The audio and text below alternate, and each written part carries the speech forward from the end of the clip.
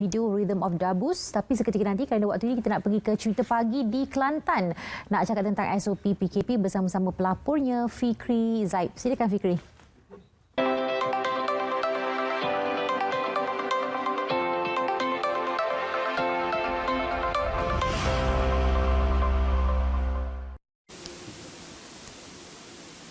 Baik, terima kasih rakan segas di Angkasa. Assalamualaikum dan salam sejahtera. Pagi ini untuk segmen cerita pagi dari Kelantan kita bawakan terus daripada Tunjung, Kota Baru.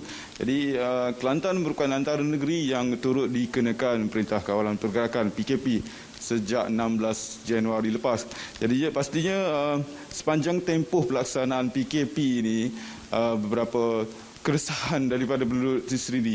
Jadi untuk mendapatkan gambaran lanjut mengenai pelaksanaan PKP di Kelantan sepanjang tempoh ini, kita bersama dengan Pengarah Majlis Keselamatan Negeri Kelantan, Tuan Haji Jeffni Muhammad. Jadi Tuan Haji, terima kasih kerana sudi bersama Selamat Pagi Malaysia pada pagi ini. Jadi secara ringkasnya Tuan Haji, setelah hampir 2 minggu pelaksanaan PKP di Kelantan, jadi tahap pemahaman ataupun penerimaan rakyat itu sendiri kepada pelaksanaan PKP sepanjang tempoh ini.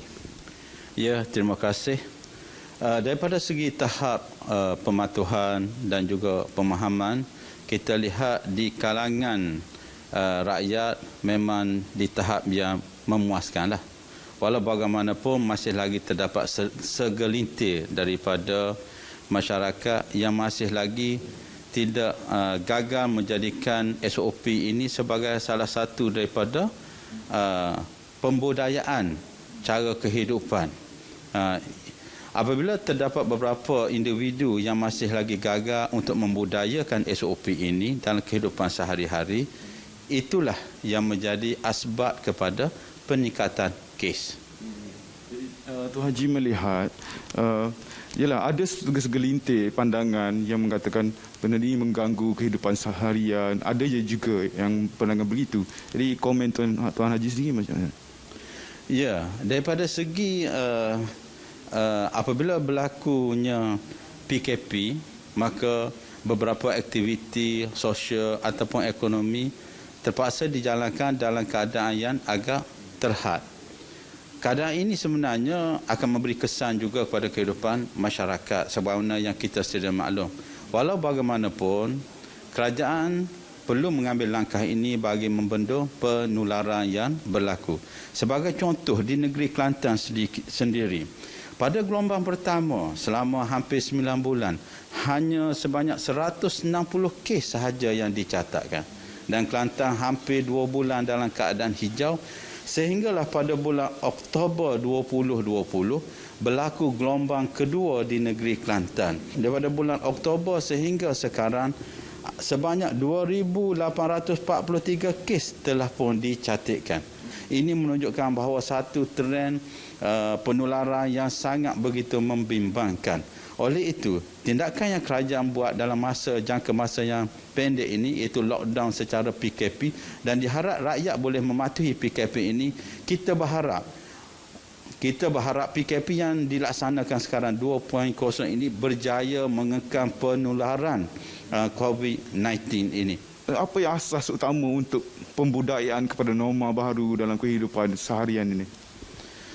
Daripada segi pembudayaan norma baru, kalau kita lihat, ianya lebih kepada sikap kita sendiri sebagai rakyat jelata. Saya percaya walaupun berbagai-bagai peraturan, beberapa halangan pergerakan yang dibuat oleh kerajaan, ianya tidak akan menjadi satu kenyataan lah. Jikalau pihak rakyat itu sendiri tidak mampu untuk mematuhi SOP yang ditetapkan. Pokok pangkalnya sekarang ialah jikalau dalam apa sahaja keadaan, ekonomi boleh dibuka, pergerakan lebih meluas, tetapi jikalau rakyat itu mematuhi SOP, insya-Allah penularan COVID-19 ini tidak akan berlaku di kalangan rakyat. Itu sahaja. Seruan terakhir untuk soalan terakhir mungkin Tuan Haji, mungkin seruan kepada masyarakat khususnya jika negara sedang dalam keadaan genting untuk memerangi COVID-19 ini. Okey. Nasihat saya lah kepada kita semua lah sebagai rakyat, kita perlu mematuhi dasar-dasar yang telah ditetapkan oleh pihak kerajaan dalam mengekang penularan wabak ini. Kita sebagai rakyat perlu mengambil peranan. Kita jaga kita. Baik, terima kasih Tuan Haji kerana sudi bersama Selamat Pagi Malaysia pada pagi ini. Jadi saya fikir itu sahaja dulu perkembangan cerita pagi dari Kelantan yang dapat saya bawakan pada hari ini. Kembali kepada rakan penyampai di Angkasa Puri. Silakan.